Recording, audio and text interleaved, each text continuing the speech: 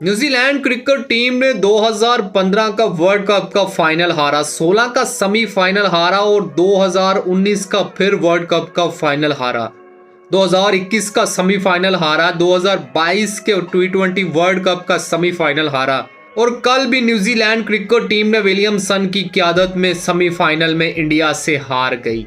अगर यही player Pakistan cricket team में होता तो अभी तक क्रिकेटर्स और शायकीन ने बातें कर करके इस प्लेयर को डिसहार्ड कर देना था। हसन अली ने भी अपने एक इंटरव्यू में कहा था कि 2016 में जब वेस्ट इंडीज और इंग्लैंड का फाइनल था और बेन स्टोक्स को कार्लोस ब्रैथवेट से एक ओवर में 24 रन पड़ा था,